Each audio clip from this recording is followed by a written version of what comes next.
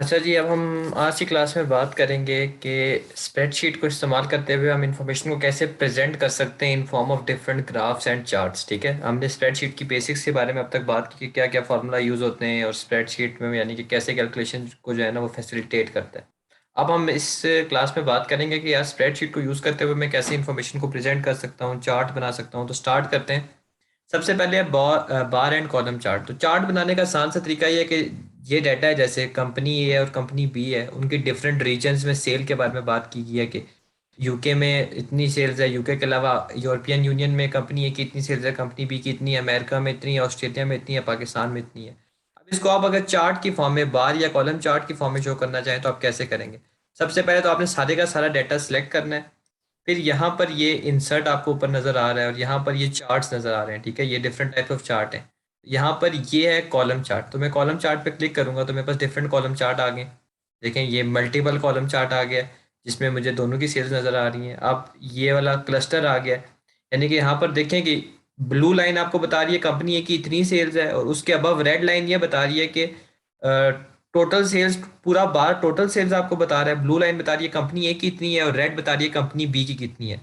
जैसे अगर मैं यूके में देखूं तो यूके में 60,000 मुझे कंपनी ए की नज़र आ रही है, क्योंकि ब्लू वहां पर ख़त्म होता है, और फिर जो उसके अबव है वो 120,000 से हल्का सा ऊपर फिनिश करता है, यानी कि 60,000 और 121,000 के दरमियान जो डिफरेंस है 61,000, वो कंपनी बी की सेल है। फिर इस तरह आप ऐसे भी कर सकते हैं। ठीक है, कि टोटल 100% अगर सेल है तो इसका कंपनी ए जो है उसकी रीजन में 50% है, और कंपनी बी की भी अराउंड जो है वो यूके में इतनी ही है। ठीक है, तो ये डिफरेंट तरीके से आप चार्ट को प्रेजेंट कर सकते हैं। जैसे अब मैं फर्स्ट करें करता हूँ टिक, ये किया मैंने, आपके सामने चार्ट आ गया। इस चार्ट को मैं ड्रैग करके एक साइड पे करता हूँ ताकि आप साथ आपको डाटा भी नज़र आ जाए, और मैं इसको थोड़ा अरेंज कर देता हूँ। ठीक है, अब इसको आप डिफरेंट फॉर्म में शो कर सकते हैं। ठीक है, ऊपर आपके पास बहुत चीज़ें अवेलेबल हैं, ये देखें, यहाँ पे यू हो सकता है, यू हो सकता है, ये हो सकता है, ये हो सकता है। मतलब बहुत बहुत डिफरेंट तरीके से जो है ना आप रिप्रेजेंटेशन इसकी कर सकते हैं चार्ट की। अब ये आपके सामने चार्ट है। ठीक है, अब देखें, यहाँ पर ये यूके है। अब यूके की सेल जो है ना तकरीबन 60,000 है, और यहाँ पर 60,000 शो कर रहा है। और जो कंपनी बी की यूके में सेल है वो 60 से हल्की से ऊपर है, आपको नजर आ रहा है 61,000 है, तो ये जो बार है स्लाइटली जो है ना ये ऊपर है। इसी तरह यूरोपियन यूनियन में सेल देखें, कंपनी ए की 62,000 है तो 60 से हल्का सा ऊपर है। कंपनी बी की तकरीबन 69,000 है तो 70 से नीचे है। देखें कैसे जो है ना आप चार्ट को इस्तेमाल करते हुए कंपैरिजन कर सकते हैं कि यार कि कंपनी ए और कंपनी बी आपस में अगर अपना मुकाबला कर रही हैं, कंपैरिजन कर रही हैं, तो कंपनी ए की कितनी सेल्स हैं और कंपनी बी की कितनी सेल्स हैं। एक तो ये फॉर्म होगी रिप्रेजेंट करने की चार्ट को। ठीक है, अब इसमें देखें आपको काफ़ी फीचर्स भी अवेलेबल हैं, आप डिफरेंट वे में इसको प्रेजेंट कर सकते हैं। अब दूसरा कोई कोई दूसरा चार्ट जो है ना देखते हैं, इसी तरह का कॉलम चार्ट और इसकी कोई देखते हैं। तो ये ड्रैग हुआ हुआ है, अब यहाँ पर ये देखें, इस जगह पे भी आप क्लिक करके कर सकते हैं। यहाँ पर चार्ट्स में आप जाएंगे, उसने आपको बताया हुआ है कि जी कॉलम चार्ट या स्टैक चार्ट, ये इस तरह आप कर सकते हैं। मोर चार्ट्स में आप जाएंगे तो आपके पास रिकमेंडेशंस भी आ जाएंगी कि यार ये वाला चार्ट यूज़फुल है। अब यहाँ पर मैं कॉलम चार्ट में गया, मैंने ये पहला वाला तो बता दिया, अभी दूसरा वाला चेक करते हैं। ठीक है, अब दूसरे वाले में जाता हूँ।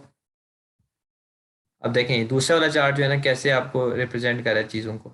अब यहाँ पर डाटा भी आपके सामने, आप देखें टोटल जो सेल्स हैं वो तकरीबन 120,000 से हल्की सी ऊपर है, यानी कि 121,000 है। जिसमें से जो ब्लू लाइन है, जो ब्लू एरिया है, जो ब्लू शेडेड एरिया, वो कंपनी ए की सेल्स बता रहा है और वो 60,000 पे ख़त्म होता है। इसका मतलब ये है कि कंपनी ए की सेल्स 60,000 है, और कंपनी बी की सेल्स जो है वो उसके अबव हल्की सी कितनी है, 61,000 है। यानी कि जो टोटल बार है यूके का वो 121,000 है, और उसमें से इतना परसेंट जो है वो 60,000 वो कंपनी ए की है, और ऊपर उसकी कंपनी बी की है। ऐसे देखें, अमेरिका में भी वो बता रहा है कि टोटल सेल्स राउंड अबाउट देखें ये 40,000 से थोड़ी सी नीचे है, यानी कि अमेरिका में टोटल सेल्स अगर आप देखें 16,000 प्लस 18,000 34,000 है। तो इसी तरह वो 34,000 इधर इन बिटवीन श्योर है। इसी तरह ऑस्ट्रेलिया की है, पाकिस्तान में आप देखें, पाकिस्तान में जो कंपनी ए है वो सिर्फ 8,000 कमा रही है, लेकिन कंपनी बी जो है वो 90,000 कमा रही है। ठीक है, कंपनी बी 90,000 कमा रही है, तो इसका मतलब है कि उसकी कंपनी पाकिस्तान में बहुत अच्छा परफॉर्म कर रही है। ऐसे भी जो है ना आप फॉर्म, इस फॉर्म में भी शो कर सकते हैं। देखें यहाँ पर डिफरेंट आपके पास वेरिएशंस हैं।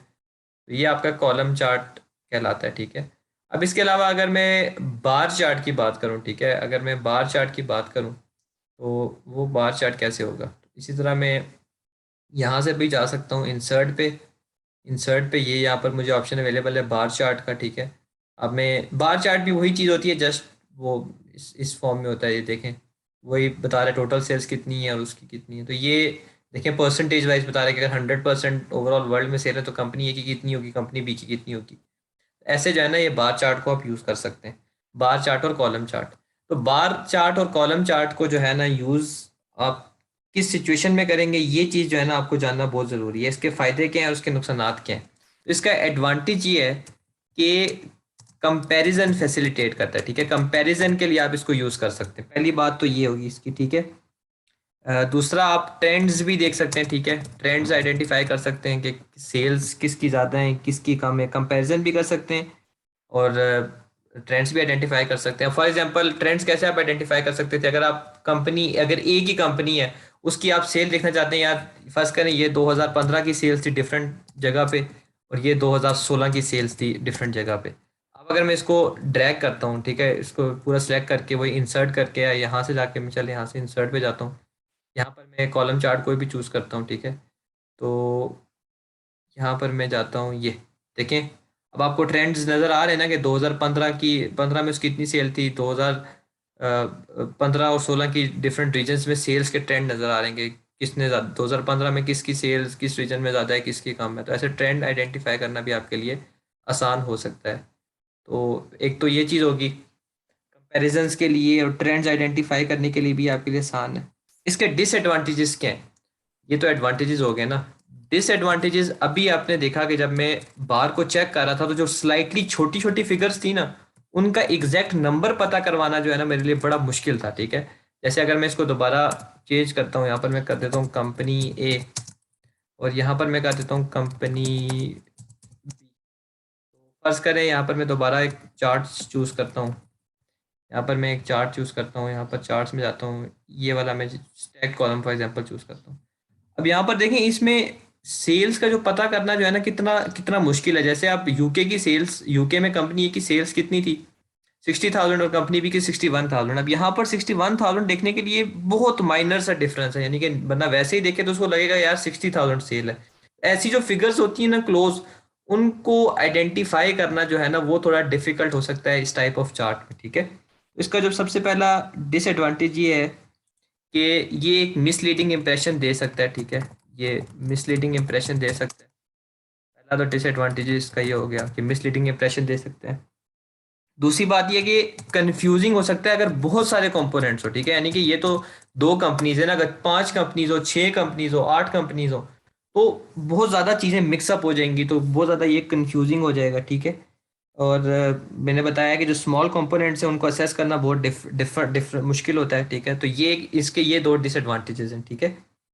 तो एक और इसका डिसएडवांटेज ये है कि जैसे फ़र्ज़ करें अब ये मैंने किया, यहाँ पर मैं ऊपर इंसर्ट से ही करता हूँ, इंसर्ट से मैंने बना दिया जी अपना कॉलम चार्ट या बार चार्ट, एक ही बात है, एक पैरेलल होता है कि अब इस सिचुएशन में अगर सेल्स जीरो से स्टार्ट नहीं हो रही ना, जैसे ये अब है, अभी जो ब्लू लाइन है जैसे पाकिस्तान की सेल, ऑस्ट्रेलिया की, ये तो चलो जीरो से सेल स्टार्ट हो रही है कि यार जीरो से लेके, जैसे अब कंपनी ए की यूके में सेल है 60,000, तो यूके में मैं जाऊंगा तो कंपनी ए की मुझे यहाँ से 60,000 नजर आ रही है।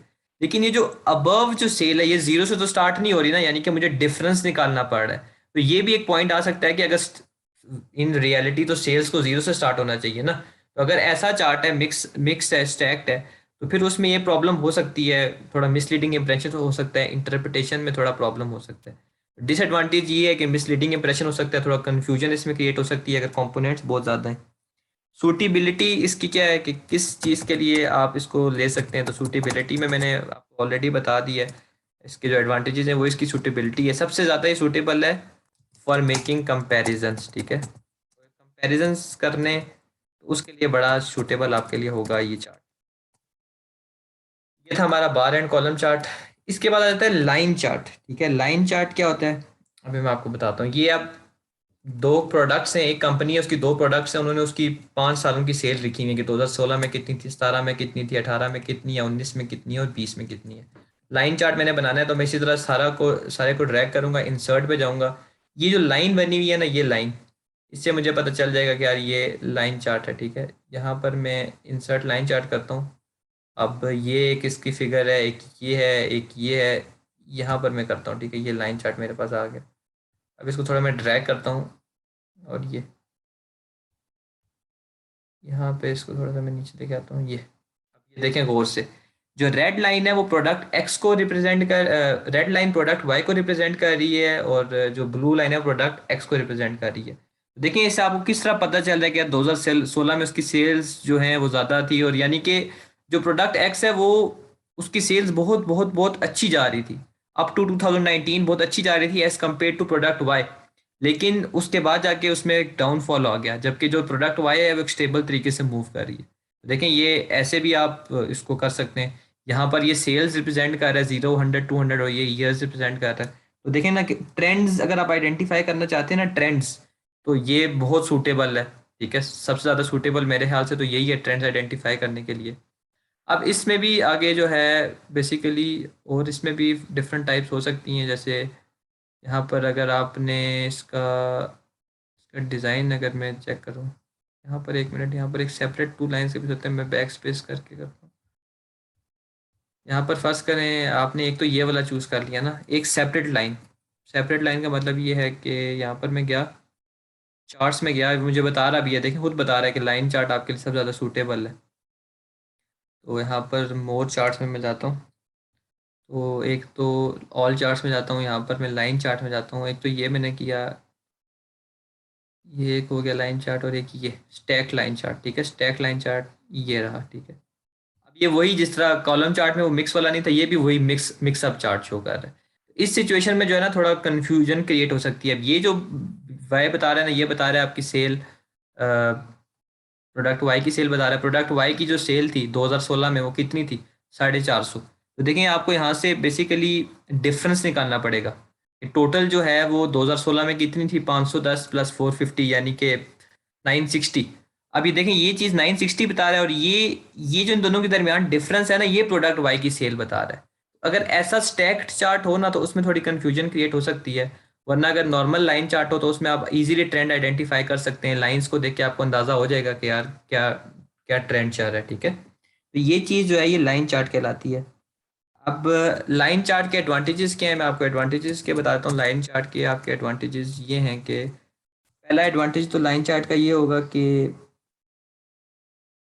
ट्रेंड्स को जो है ना क्लियरली आपको बताती है, ट्रेंड्स को आइडेंटिफाई करने में हेल्प करती है। ठीक है, good in identifying trends. Trends जैसे अब हमने देख रहे थे कैसे प्रोडक्ट, एक प्रोडक्ट है वो स्टेबल तरीके से जा रहा था लेकिन एकदम उसमें डाउनवर्ड्स आ गया, तो ये एक अच्छी चीज़ है। ठीक है, ट्रेंड्स को क्लियरली बताती है।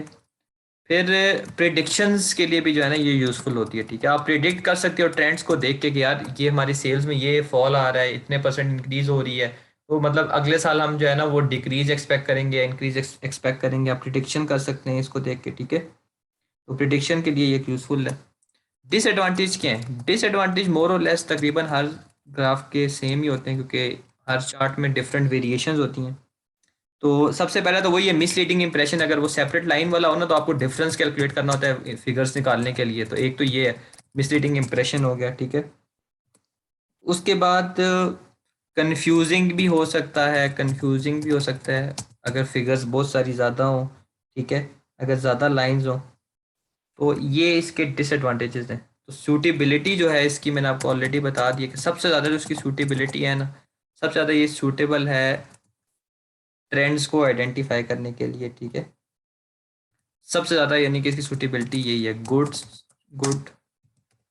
फॉर शोइंग ट्रेंड्स को आइडेंटिफाई करने के लिए ये बहुत अच्छा है।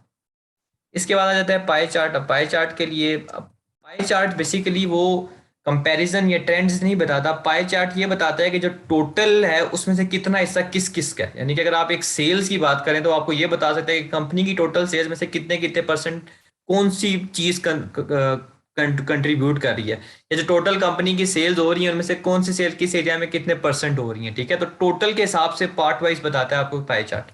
अब पाई चार्ट में मैं दोनों कंपनी का डाटा नहीं ले सकता क्योंकि वो टोटल के हिसाब से आपको डिवाइड करके बताएगा।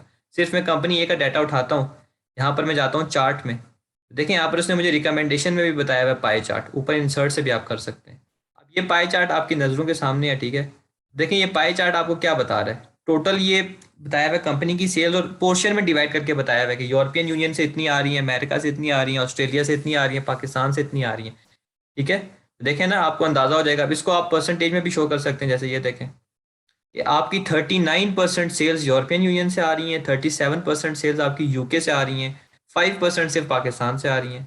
तो पाई चार्ट जो है बेसिकली उसका मकसद क्या होता है कि टोटल कोई भी चीज़ हो ना, टोटल उसको पार्ट में डिवाइड करना। जैसे फॉर एग्जांपल अगर यहाँ पर मैं प्रोडक्ट्स लिख देता गया, कंपनी भी टॉयज बेचती है, कंपनी भी कार्स बेचती है, ठीक है, उन डिफरेंट कंपोनेंट्स बेचती है, कंप्यूटर बेचती है, लैपटॉप्स बेचती है, तो हर कौन सा कंपोनेंट उसको कितनी सेल करके दे रहा है, तो वो पार्ट वाइज आपको ऐसे बताता है। ठीक है, तो पाई चार्ट का ये मकसद होता है, पाई चार्ट का। ठीक है, तो ये था हमारा पाई चार्ट। पाई चार्ट कोई कंपैरिजन वगैरह के लिए नहीं होता, ठीक है, वो आपको सेपरेटली निकाल, मतलब एक सेपरेट एक चीज़ को, टोटल चीज़ को पार्ट वाइज डिवाइड करके बताता है। जैसे टोटल सेल्स आपकी किस किस रीजन से आ रही है, टोटल सेल्स आपके कौन कौन से प्रोडक्ट से आ रही हैं, ऐसे पाई चार्ट आपको बताता है। पाई चार्ट के एडवांटेजेस क्या हैं? पाई चार्ट का जो सबसे पहला एडवांटेज है कि बहुत अच्छा है आपको ये प्रोपोर्शन बताने के लिए। ठीक है, क्विक एडवांटेज है कि quick and easy to show proportion as compared to total. ठीक है, मैंने अभी आपको ये बात बताई भी है, proportion as compared to total सबसे बड़ा और अच्छा इसका डिसएडवांटेज ये है। ठीक है, ठीक है, तो क्योंकि प्रोपोर्शन भी बताता है तो सिग्निफिकेंस भी बताता है आपको कि कौन सा प्रोडक्ट या कौन सी लोकेशन आपके सबसे ज़्यादा सिग्निफिकेंट है, ठीक है, सबसे ज़्यादा इंपॉर्टेंट है, जहाँ से आपकी सबसे ज़्यादा सेल्स आ रही हैं। इसके डिसएडवांटेजेस क्या हो सकते हैं? इसके डिसएडवांटेजेस पे नज़र डालते हैं। इसका पहला डिसएडवांटेज जो है वो ये हो सकता है कि अगर वही जो हर किसी का होता है कि कंफ्यूजिंग होगा, ये कंफ्यूजिंग इफ स्लाइसेस इंक्रीजेस, यानी कि स्लाइसेस इंक्रीज हो जाएंगे, यानी कि बहुत सारी प्रोडक्ट्स हैं तो फिर बहुत ज़्यादा स्लाइसेस बन जाएंगी, तो फिर बहुत ज़्यादा मसला हो जाएगा। स्लाइसेस का मतलब है जो कट शो है। ठीक है, यानी कि अगर सेगमेंट्स आपके बढ़ते जाएंगे, जैसे अब यहाँ पर मैं Bangladesh, Saudi Arabia, south Africa बहुत कुछ डाल देता तो बड़ा मुश्किल हो जाता, जो जो डाटा ज़्यादा होता है। तो आप ये देखें हर किसी चार्ट का ये एक डिसएडवांटेज है कि ज़्यादा डाटा होने की वजह से बड़ी प्रॉब्लम हो सकती है। ठीक है, जो एग्जैक्ट वैल्यूज हैं वो इमीडिएटली ऑब्वियस नहीं होती, जैसे अगर परसेंटेज वाला ना हो तो एग्जैक्ट वैल्यूज आप नहीं बता सकते, जस्ट आपको एक सिग्निफिकेंट बता रही है। जैसे फर्स्ट ग्राफ जो मैंने बनाया था अभी वीडियो में भी, exact value are not immediately, जब तक आप वो परसेंट्स में ना शो करें तब तक ये एग्जैक्ट वैल्यूज आप नहीं बता सकते। जैसे आपको ये बता रहा है कि यार ये चीज सबसे ज्यादा है, ये चीज इससे कम है। ठीक है, और जाहिर सी बात है डिफिकल्ट टू कंपेयर, मैंने आपको बता दिया। कंपैरिजन आप कैसे करेंगे? कंपैरिजन तो नहीं होता ना, कंपनी ए और कंपनी बी के सेल्स को आप कंपेयर कर सकते हो। अब किधर किधर से क्या क्या सेल्स आई हैं वो तो दो सेपरेट पाई चार्ट में आएंगी ना, तो वो तो कंपैरिजन को बिल्कुल फैसिलिटेट नहीं करता। बार चार्ट करता था, साथ साथ आपको बताता था कि यार कंपनी ए की यूके से इतनी है, कंपनी बी की यूके से इतनी है, तो आप आराम से कंपेयर कर सकते थे, जबकि पाई चार्ट में ये प्रॉब्लम होती है। फिर पाई चार्ट ट्रेंड एनालिसिस भी नहीं बता सकता। ठीक है, ट्रेंड एनालिसिस भी नहीं, पाई चार्ट का ये भी एक प्रॉब्लम है, difficult to change over time. ठीक है, चेंज ओवर टाइम ये trend analysis.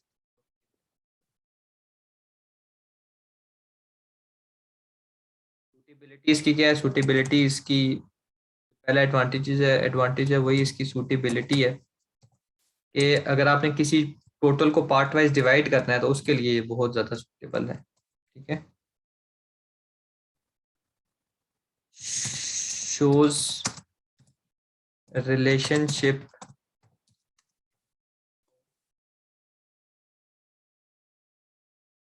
Part to the whole, whole 100% चीज़ को उसको डिफरेंट पार्ट वाइज डिवाइड करता है, तो ये इसकी सूटेबिलिटी है।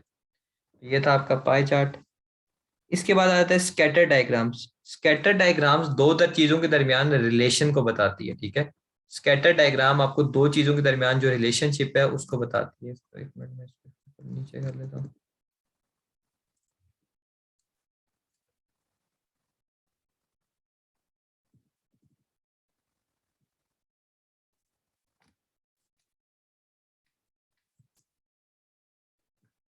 स्कैटर डायग्राम में एक मिनट, तो यहाँ पर दो चीज़ों के दरमियान कोरिलेशन बताती है। मैं आपको एक चार्ट से समझाता हूँ। यहाँ पर मैं इसको ड्रैग करता हूँ, बिल्कुल वही काम करूंगा। दो ऑप्शन है मेरे पास, ऊपर से जाके इंसर्ट से मैं कर सकता हूँ। इंसर्ट से ये मुझे नज़र आ रहा है स्कैटर डायग्राम। यहाँ पर मैं कोई भी स्कैटर डायग्राम चूज कर सकता हूँ। ये लाइन वाली है, फिर ये डिफरेंट अवेलेबल है, मतलब ये डिफरेंट उसमें है अवेलेबल है, इसमें थीम्स अवेलेबल है। मैं ये वाली करता हूँ। अब देखिए, इसको इसको समझने की ज़रूरत है, ये करती क्या है स्कैटर। अब स्कैटर डायग्राम देखिए आपको बता रही है कि रिलेशनशिप क्या है दो चीज़ों के दरमियान। अब एडवर्टाइजिंग और सेल्स का डायरेक्ट रिलेशन होता है। जितनी ज़्यादा आप एडवर्टाइजमेंट करेंगे, चीज़ की मार्केटिंग करेंगे, उतनी ज़्यादा ही आपकी सेल्स होंगी ना। तो देखें, आपने 150 एडवर्टाइजमेंट की, सेल्स 3050 है। आपने एडवर्टाइजमेंट में $170 लगाए, सेल आपकी बढ़ गई। आपने एडवर्टाइजमेंट में ज़्यादा पैसा लगाया, मजीद सेल बढ़ गई। तो जो जो आप एडवर्टाइजमेंट में ज़्यादा पैसा लगाते हैं, आपकी सेल्स बढ़ती हैं। तो स्कैटर डायग्राम यही बताता है, को रिलेशन बताता है दो चीजों के दरमियान। जैसे यहाँ पर क्या था, यहाँ पर जो एडवर्टाइजमेंट थी वो सबसे कम थी, तो सेल्स भी कम थी। एडवर्टाइजमेंट में इजाफा हुआ है तो सेल्स में इजाफा हो रहा है। तो ऐसे लाइन की फॉर्म में आपको बताती है। ये स्कैटर डायग्राम का पर्पज होता है कि ये आपको रिलेशनशिप बताती है दो वेरिएबल्स के दरमियान, ठीक है। ये आपको रिलेशनशिप बताती है दो वेरिएबल्स के दरमियान। तो ये स्कैटर डायग्राम का काम है। स्कैटर डायग्राम के अगर मैं एडवांटेजेस पे बात करूं, तो इसका सबसे पहला एडवांटेजेस यही है, कोरिलेशन बताती है, शोज।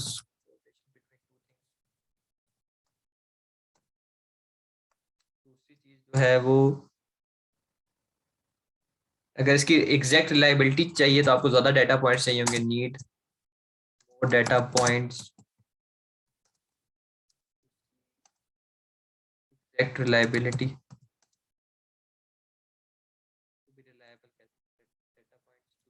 इसका क्या मतलब है?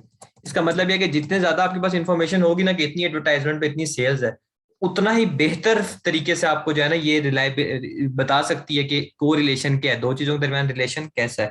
ठीक है, ये इसका है। फिर डिसएडवांटेज सबका वही, जो पहला डिसएडवांटेज है सबका वही। अगर डाटा पॉइंट्स बहुत ज्यादा हो जाएंगे ना तो फिर बड़ा प्रॉब्लम हो जाएगा आपके लिए। तो पहला डिसएडवांटेज यही है, ये हार्ड टू इंटरप्रेट, मुश्किल होता है, ठीक है, आइडेंटिफाई करना, समझ आना इस चीज को। अ, बाकी सूटेबिलिटी इसकी क्या होगी? सूटेबिलिटी जो है, सूटेबिलिटी इसकी, सूटेबिलिटी जो है वो इसकी,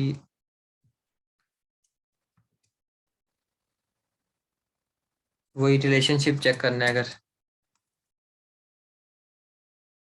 चेक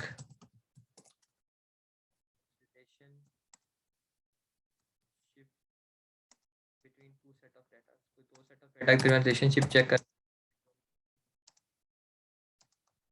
इस चीज के लिए सूटेबल है स्कैटर डायग्राम्स। अब लास्ट है, इसके बाद हमारा फिर खत्म हो जाएंगे चार्ट्स, वो है एरिया चार्ट, ठीक है। अब एरिया चार्ट क्या होता है? एरिया चार्ट और लाइन ग्राफ, यही बस एक्सटेंशन है, समझ लें उसी किस्म की चीज़ है। वही मैं काम करूंगा। पहले मैं यहाँ से इंसर्ट पे जा सकता हूँ, वहां से भी जा सकता हूँ। यहाँ पर मैं एरिया चार्ट में जाऊंगा, ये एरिया चार्ट आ गया मेरे पास। ये डिफरेंट है एरिया चार्ट। सबसे पहले तो ये एरिया चार्ट मैं खोलता हूँ, आपको बताता हूँ। देखिए, अब ये एरिया चार्ट क्या बता रहा है, इसको आपने समझना है। एरिया चार्ट जो है आपको ओवरऑल टोटल बता रहा है। ओवरऑल टोटल बता रहा है कि प्रोडक्ट एक्स और प्रोडक्ट वाई की क्या क्या सेल्स थी 2016 से लेके 20 तक टोटल में।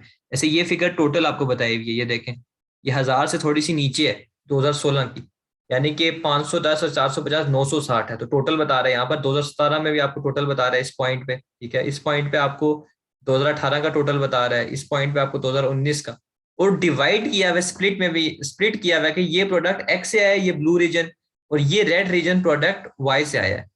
अब जैसे अगर मैं कोई डाटा उठाऊं, अब 2018 में प्रोडक्ट एक्स से 600 की सेल्स थी और प्रोडक्ट वाई से 560, तो 2018 ये है। तो यहां तक अगर आप देखें तो ये यहां तक प्रोडक्ट एक्स की कितनी सेल आपको बता रहा है, तकरीबन इसने 600 से स्लाइड नीचे किया हुआ है। तो ये 2018 में कितनी थी प्रोडक्ट एक्स की? प्रोडक्ट एक्स की 2018 में थी 600। तो ये है, ठीक है, ये यहाँ पर है 2018। तकरीबन ये बिल्कुल 600 ही है, 600 के बराबर ही है, ठीक है, ये पॉइंट ये 600 ही शो कर रहा है 2018 का ये।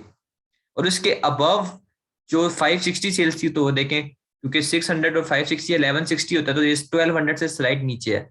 एरिया चार्ट आपको जो टोटल एक चीज होती है उसको कंपोनेंट वाइज डिवाइड करके बताता है, ठीक है। तो इससे ये फायदा होता है कि आप ट्रेंड्स को आइडेंटिफाई कर सकते हो कि टोटल क्या चीज है, टोटल कितनी सेल्स है उसमें से, अ, मतलब कि प्रोडक्ट एक्स से और प्रोडक्ट वाई से कितनी मुझे मिली। और देखें आपको ईयर वाइज भी बता रहा है कि हर हर साल का हिसाब भी बता रहा है, हर साल से भी कंपैरिजन आपको करके दे रहा है। ये एरिया चार्ट का फायदा होता है। एरिया चार्ट के डिफरेंट स्टाइल्स हैं, ठीक है, ये आप इसको कर सकते हैं। यहाँ पर एरिया चार्ट की एक और भी फॉर्म है, मैं आपको जरा बताता हूँ। एक और तरीके से भी आप रिफ्लेक्ट कर सकते हैं, लेकिन वो थोड़ा ज़्यादा कंफ्यूजिंग होगा। ये चार्ट आ गया, यहाँ पर आपने मोर चार्ट्स में के ऑल चार्ट्स, तो यहाँ पर एरिया चार्ट आ जाएगा। ये देखें, अब मैं अगर ये वाली फिगर करता हूँ, अब इसने क्या किया है, अब बेसिकली ये इसने टोटल बता दिया है, ठीक है, टोटल। अब ये जो रेड रीजन है, ये प्रोडक्ट वाई की सेल बता रही है। जैसे प्रोडक्ट वाई की 2016 में सेल कितनी थी, 450, तो देखें 400 और 50 के दरमियान। और उसके अबव प्रोडक्ट किसकी थी, प्रोडक्ट एक्स की थी, तो एक्स की 500 थी, 510 थी, तो देखें 500 से हल्का सा ऊपर है, हल्का सा 500 से ऊपर है। इसी तरह जहां इस तरह से टोटल में बताया हुआ है कितनी कितनी सेल्स है। देखें, ये इसका ये भी एक बेनिफिट है। जहां पर प्रोडक्ट एक्स की सेल कम हो रही है, आगे जाके अगर आप देखेंगे कि 650 2019 में थी प्रोडक्ट एक्स की, और प्रोडक्ट वाई की 640 थी, फिर प्रोडक्ट एक्स की 570 थी और 660। यहाँ पर आखिर में वो ब्लू वाली फिगर शो ही नहीं हो रही। ये एक इसका डिसएडवांटेज हो सकता है, ठीक है, क्योंकि अगर एक बिल्कुल आपने एक ओवरऑल टोटल डिस्प्ले करना है, तो कुछ फिगर्स आने वाले सालों की अगर कम है तो वो हाइड हो जाती हैं, ठीक है। तो ये कंफ्यूजन भी जो है ना क्रिएट कर सकती है। एरिया चार्ट का एडवांटेज आपको नजर आ गया होगा कि सबसे बड़ा एडवांटेज ये है कि आप टोटल को कंपेयर भी कर सकते हो, जिस तरह पाई चार्ट में आप करते थे, ठीक है। लेकिन पाई चार्ट में आप एक ही चीज को देख सकते थे, यहाँ पर आप दो चीजों को कंपेयर कर सकते हो और उनको देख सकते हो कि टोटल में किस किस का कितना प्रोपोर्शन है। ये एरिया चार्ट का आपको बेनिफिट होगा। अब यहाँ पर अगर मैं इसके एडवांटेजेस लिखूं, एडवांटेज एरिया चार्ट का पहले लिखूं कि दो फायदे हैं इसके, बोथ ओवरऑल टोटल और उसके जो टोटल किस किस एलिमेंट से आ रहा है, जैसे प्रोडक्ट एक्स और प्रोडक्ट वाई था, and component element can be shown, ठीक है, वो हम दोनों दिखा सकते हैं। तो सबसे बड़ा एडवांटेज ये है, ठीक है। ये मैंने बहुत लिख दिया, यहाँ पर आएगा बोथ ओवरऑल टोटल। सेकेंड चीज, ट्रेंड्स मैंने बताया, साथ साथ आप ट्रेंड्स भी आइडेंटिफाई कर सकते हो, ट्रेंड्स इन बोथ कंपोनेंट्स। 2016, 2017, 2018, 2020 हर किसी कर सकते हैं। ट्रेंड्स इन बोथ कंपोनेंट्स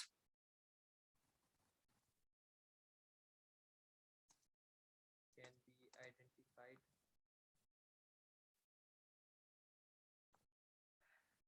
के बाद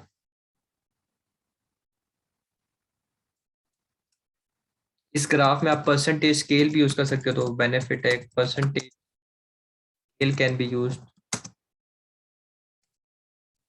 कैसे यूज कर सकते हैं मैं आपको बता भी देता हूँ। ये आपने ट्रैक किया इंसर्ट पे के, काफ़ी तरीके हैं जिस तरीके से आप कर सकते हैं। एरिया चार्ट आपने खोला, या आपने एरिया चार्ट एक चूज़ किया, अब इसका आप एक और, एक मिनट, यहाँ पर एक इसकी थीम होगी जिसमें आप परसेंटेज वाइज भी शो कर सकते होंगे। ये देखें, एग्जैक्ट सेल्स में भी बता रहा है 450, 510, 480, 530। तो ये डिफरेंट इसकी आपकी जो है ना, ये बता सकते हैं परसेंटेज, यानी कि आप यहाँ से खुद भी कैलकुलेट कर सकते हैं, तो परसेंटेज वाइज भी शो कर सकता है। ये देखें, इसके डिफरेंट फिगर्स हैं, डिफरेंट इसके लेआउट्स हैं, ठीक है। तो ये आपका आ गया area chart.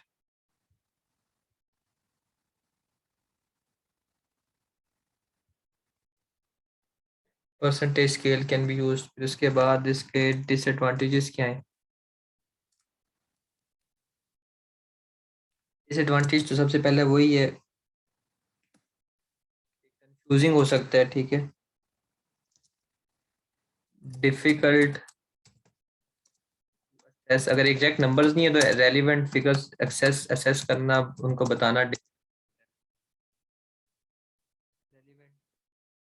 Size of each component.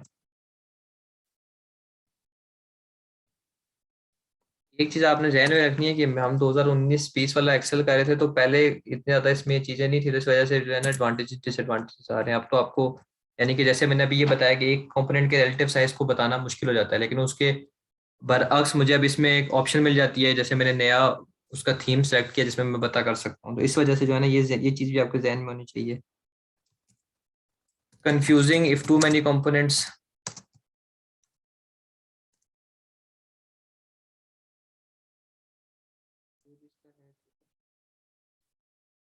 Suitability क्या है? सूटेबिलिटी किस जगह पे आपको ज्यादा यूजफुल, और एडवांटेज तकरीबन एक ही उसका मतलब होता है। देखिए दो चीजें जो इसमें आप, दो चीज आपको बता सकती हैं, ये आपको ये बता सकता है, ये it displace over time how sets of data या component, how sets of data adds whole, यानी कि किस तरह जो है ना टोटल फिगर बनती है डाटा ऐड करके, कंपोनेंट्स कैसे, किस कंपोनेंट और दोनों कंपोनेंट्स को ऐड करके टोटल फिगर क्या बनती है, एक तो ये चीज आपको बताता है, ठीक है। और शोज, और वो एलिमेंट्स भी दिखाता है, and shows which part of whole total, which part of whole total as each element reflect. In short अगर इसको मैं समराइज करूं तो पाई चार्ट वाली इसमें खसूसियत है, पाई चार्ट वाली इसमें खसूसियत ये है कि ये होल टोटल को स्प्लिट कर दे सकता है, नंबर वन। दूसरा, with time displace over time data को भी आपको एनालिसिस करके दे सकता है, तो ये इसका एडवांटेज है। तो ये थे कुछ चार्ट्स। एग्जाम में आपको वो चार्ट बनाने का तो जाहिर सी बात है इस तरह नहीं, वो पूछेगा, ये पूछेगा कि एडवांटेजेस डिसएडवांटेजेस क्या है, सूटेबिलिटी क्या है, और वो फिगर्स देगा और आपसे पूछेगा कि आपको कौन सा यूजफुल है यहाँ पर, कौन सा चार्ट आपके लिए यूजफुल है इस्तेमाल करना। तो ये था हमारा स्प्रेडशीट, खत्म हो गया, ठीक है। कुछ एडवांटेजेस और डिसएडवांटेजेस की बात कर लेते हैं स्प्रेडशीट की, ठीक है। एडवांटेज स्प्रेडशीट के क्या है और डिसएडवांटेज क्या है फिर। एडवांटेजेस जो है स्प्रेडशीट के, number one, easy to learn and use है, ठीक है। सिंपल स्प्रेडशीट है, बेसिक स्प्रेडशीट है, आप वो आराम से सीख सकते हैं, ठीक है। ईजियर एंड क्विकर कैलकुलेशंस, ठीक है, क्विकर कैलकुलेशंस आप कर सकते हैं, जो हमने सारा जो किया था चीजें पढ़ी थी, इसी पर्पज से यूज होता है ना, ईजियर एंड क्विकर कैलकुलेशंस को फैसिलिटेट करती है, ठीक है। इनेबल एनालिसिस, चीज़ों को एनालिसिस करने में आपकी आसानी हो सकती है, रिपोर्टिंग, बजट्स वगैरह बनाने आप इसमें बना सकते हैं, and sharing of financial information, financial information को भी कंपनी जो है पहले, आज से कुछ साल पहले स्प्रेडशीट पे ही अपनी फाइनेंशियल स्टेटमेंट्स बना, डेटाबेस आ गए, ठीक है। ये कुछ एडवांटेजेस हैं स्प्रेडशीट के। डिसएडवांटेजेस क्या है स्प्रेडशीट के?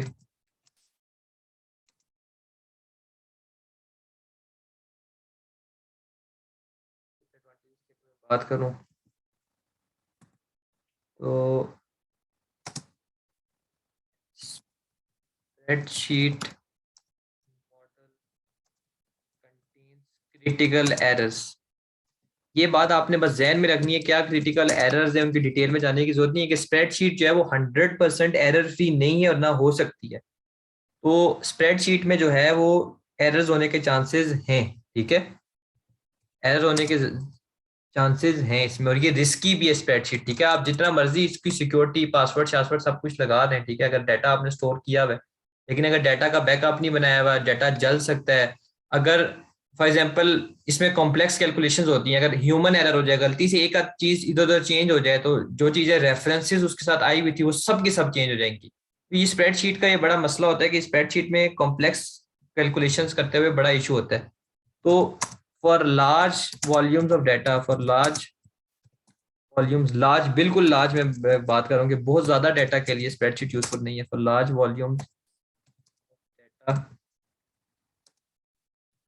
Spreadsheet is not useful. क्या तो अगर लार्ज वॉल्यूम्स ऑफ डाटा के लिए आप क्या यूज करते हो? डेटाबेस यूज करते हो।